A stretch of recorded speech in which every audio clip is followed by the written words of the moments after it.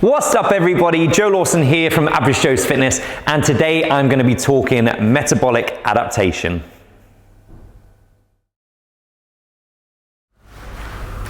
Okay guys, so in today's video I'm going to be covering a few different topics just to make sure that you understand 100% how we got to metabolic adaptation. Before we get down to the nitty-gritty, I just want to cover a few of the basics. Now first up, we need to discuss weight loss. How do we do this? You've got to be in a caloric deficit. You need to be consuming less calories than you are burning.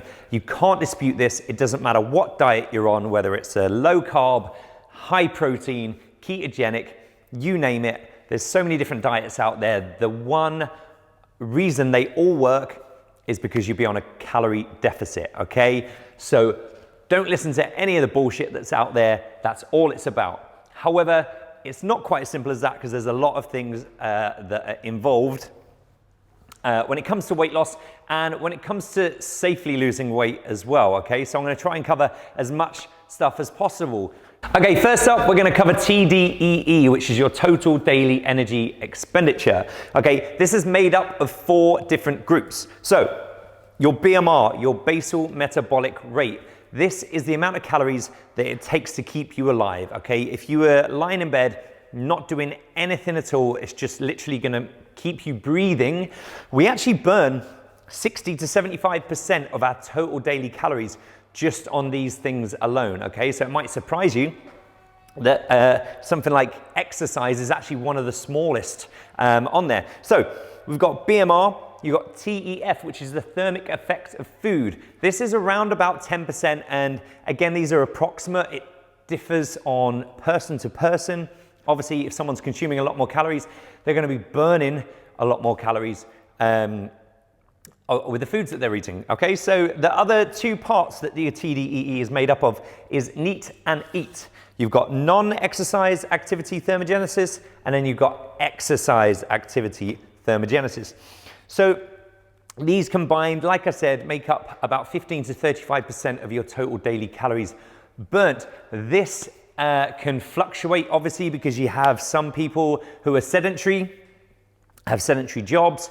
They might not be exercising either, so they're probably going to be burning maybe even less than 15%, okay? And these are the kind of people that are obviously at high risk of weight gain.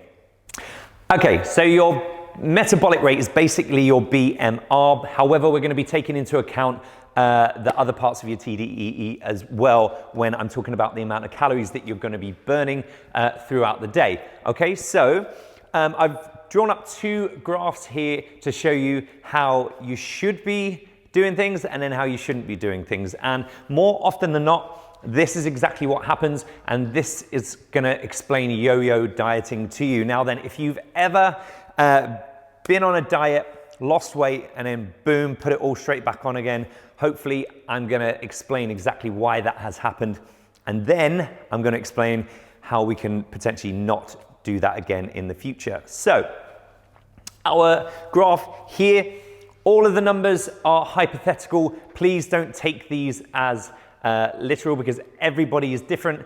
Your calories will be different to mine because we're all as different on the inside as we are on the out. So know your numbers, okay? Everybody's individual. It's what works for you. Obviously, we set our clients' calories, so that's taken care of there. So I've gone right down to the bottom end of the spectrum here, which, let's face it, nobody should be on this little amount of calories. However, they're just hypothetical numbers, so please don't take this as fact. So, hypothetically, our client comes to us. They're consuming approximately 2,750 calories throughout the day, and they're gradually putting weight on, basically. Okay, not drastic amounts, but they know that over the last few months, few years, they're just sort of like generally putting weight on. Now then, if their maintenance calories were 2,500, you know, they're only on a slight surplus, so they're just slightly putting weight on, but obviously they've come to us and they want to be able to lose weight. So, sorry, this is before they've come to us. This is them going it alone. So they think, okay, I'm gonna drop my calories and lose a load of weight. they drop their calories right down to 1,250. Blah. What happens? Okay, what's going to happen if we drop our calories down that drastically low? Our basal metabolic rate, our metabolic rate starts off quite high, okay? They're maybe quite a large person, so they've got a lot of weight to carry around, which basically means they're going to be burning a lot of calories. They've been eating quite a lot of food, so everything basically is going great for their metabolic rate, but they're just putting on a little bit of weight, okay? That's fine. However, they drop their calories that low, their metabolic rate is going to start to plummet, like hugely. Obviously, this is our timeline here, and their metabolic rate is going to start lowering, lowering, lowering, lowering. Okay, now why does that happen? Okay, a lot of people don't fully understand exactly why that happens. They think sort of like, oh, but surely I can continue to burn 2,500 calories per day, and then if I'm only consuming 1,250 calories per day, I'm going to be in a massive caloric deficit, and this is going to be my weight loss, okay? So, and it would be if you were able to sustain this amount of energy expenditure at the top. But you can't. The body cannot do that, okay? What happens? The body starts to defend itself, okay? Our body has a load of defense mechanisms that it starts to trigger and it starts to set off, okay? So, what happens over here? Our body becomes more efficient, okay? Efficiency is gonna go up. And what do I mean by that? Okay, so if we are exercising, for instance, it's gonna become a lot more efficient. The body is gonna become a lot more efficient at burning calories and carrying out the same jobs, okay? So whether that's lifting weights, whether that's running, you basically become a really economical machine, okay? And this is a way of the body, again, defending itself. What else is gonna happen? And NEAT, and non-exercise activity thermogenesis, is gonna go down, okay? Now, without realizing it, and this is all subconscious generally when it comes to NEAT, anyway, it's your fidgeting, it's your moving around, you'll start to do less and less and less and less, okay? And if you're on such a big calorie deficit, you even start to blink less. You won't be bothered to do the kind of things that you wanted to do before. You would definitely lose that kind of spark that you had. Maybe even if it's going for like a nice long dog walk, you'd be cutting them short, or you stop tapping your foot. Basically, your NEAT is going to massively go down. What else is going to happen? Your ghrelin, okay? Ghrelin is the hunger hormone, and that is obviously going to go up because you're on such a huge caloric deficit, okay? So your ghrelin is going to go up. And no one likes to feel hungry. Let's face it, it's not a nice feeling at all. And then lastly, your body's going to try and close out the energy gap, okay? So what I mean by that is this is the energy gap here from 1,250 calories, which you're consuming, to the 2,500 calories that it's burning. So in essence, your body is starving, and it knows it's starving, and it's going to do everything it can to prevent that from happening, because obviously it's a defense mechanism and it doesn't want to die. So all of these things get triggered and it brings your metabolic rate right down, okay? So I've actually asked a question here: is your metabolism slow? Or I can put it in different words: do you think your metabolism is broken? Do you complain about having a slow metabolism? Your metabolism is absolutely perfectly fine the way it is, and it is adapted to whatever you've done to your body, okay? So if you've got a slow metabolism, it's because your body has tried to defend itself and slow everything down, okay? So, and that's exactly what metabolic adaptation is. Your body will adapt to whatever you put it through, whether it's a calorie deficit, a calorie surplus, more exercise, all of these kind of things, okay? So your metabolism This could be yes or no, but it's doing what it should be doing, okay? So don't question that. And certainly don't complain about a friend having a fast metabolism and you having a slow one, okay? Doesn't necessarily work like that. We can make small implications to try and increase your metabolism, okay? Nothing's permanent, nothing's forever. We can reverse diet and hopefully work on increasing your metabolism, but more on that in a short while. So we've covered everything here. Your efficiency is going to go up, your NEAT's going to go down, your hunger hormone ghrelin's going to increase, and then your body is going to close off that energy gap, okay, down here. So if your metabolic rate has dropped right down, and we get, let's say we're quite a few months into dieting on 1,250 calories, you're gonna be a bit narky, you're gonna be a little bit pissed off, you're probably gonna be missing certain foods because you just can't allow them into 1,250 calories. So what happens? You think, sod it, I'm just gonna like eat everything. And boom, your calories go back up, you've fallen off your diet, even if it's for, I don't know, a few weeks, maybe even a month, that you're back up to your 2,750 calories.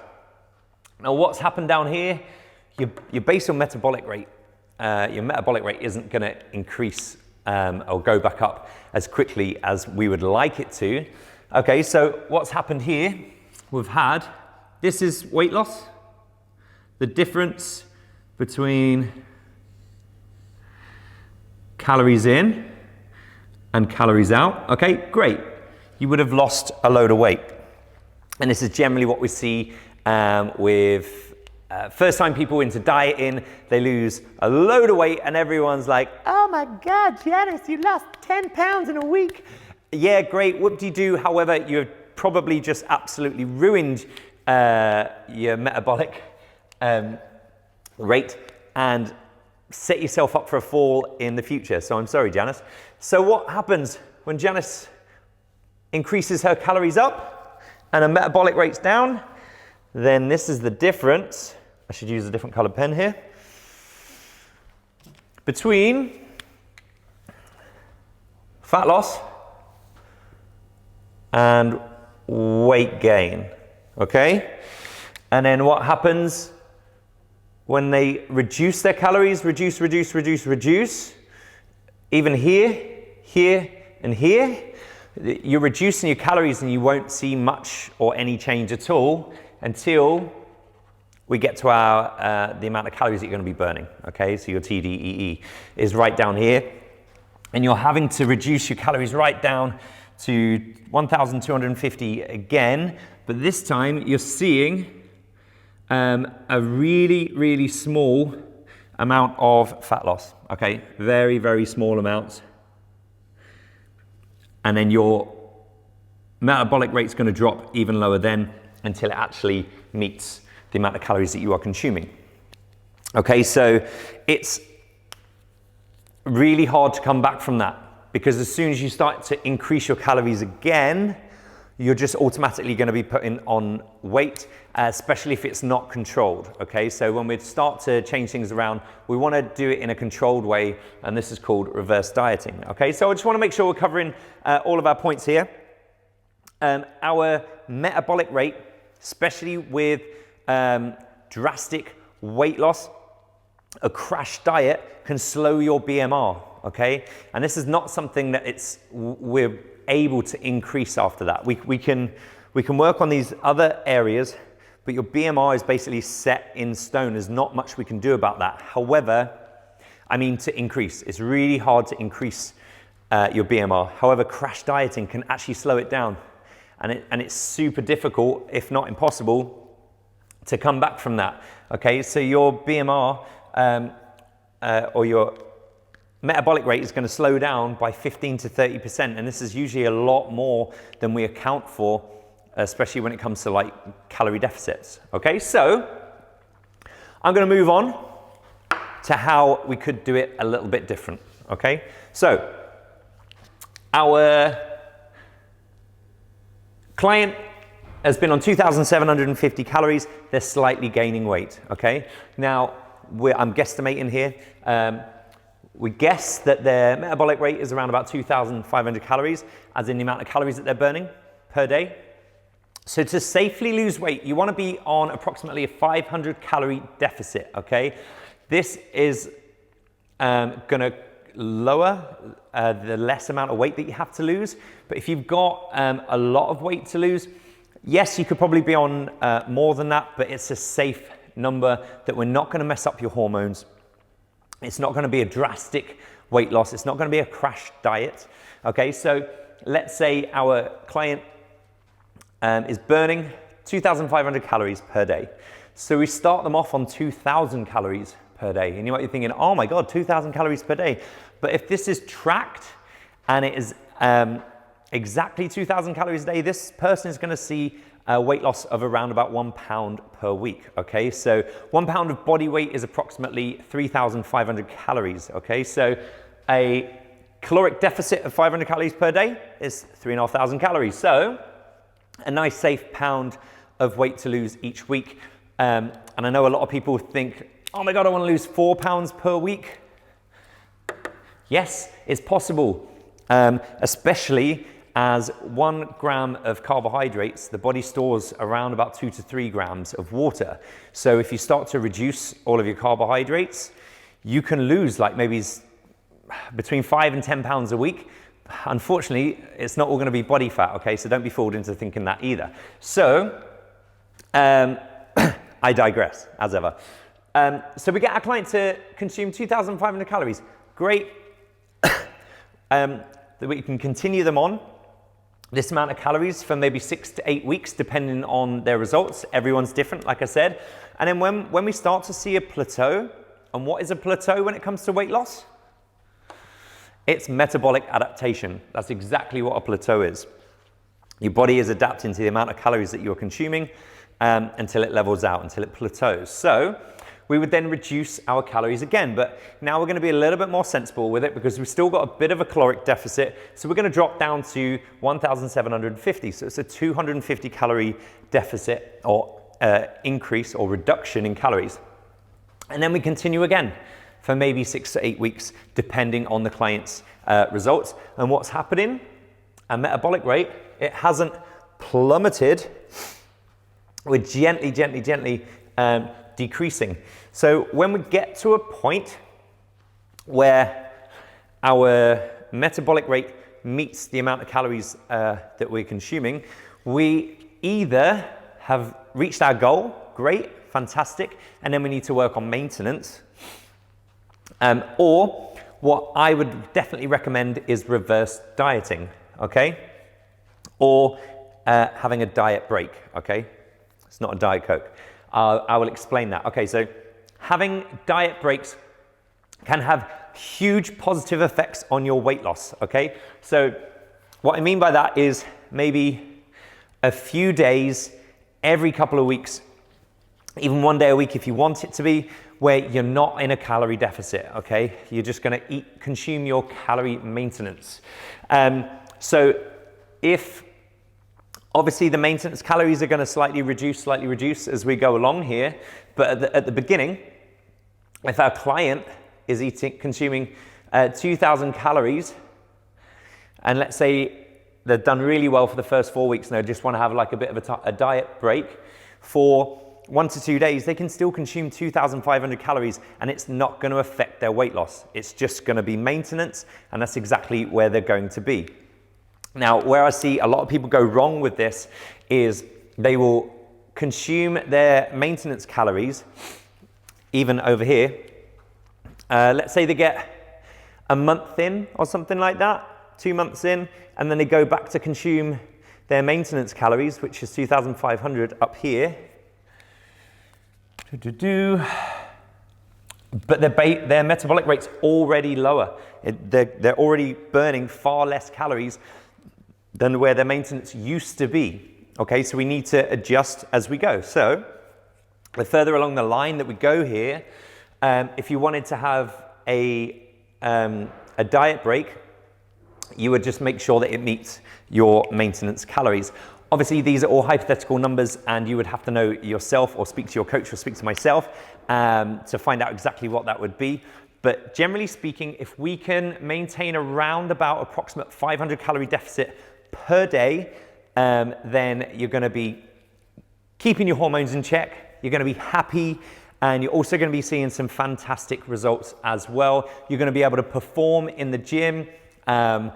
You know, I'm a massive advocate of exercise, and it really, really is going to help aid your weight loss as well as your mental state as well. It's going to keep you happy, keep you performing really, really well. So just to finish up, obviously, this all comes down to evolution, okay? We haven't changed a single bit in thousands of years, okay? So in times of famine, that's why our metabolic rate would do exactly this. You know, food's low, we need to slow our metabolic rate down until times of feeding or feasts where our body can consume loads of body fat, okay? So it's a fantastic thing to happen, but it doesn't really help us in modern times and modern days when food's readily available, okay? Because unfortunately we can easily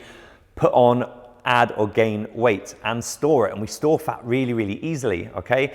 And the hard part is getting it off. So one last point that I want to cover is starvation mode, okay? It's a myth. I'm sure you know that. I hope you know that. It doesn't exist. Starvation mode is basically, if you haven't heard of this, is if I don't consume enough calories, my body is going to cling on to body fat. Now, it's basically, I'm guessing it has come out of metabolic adaptation.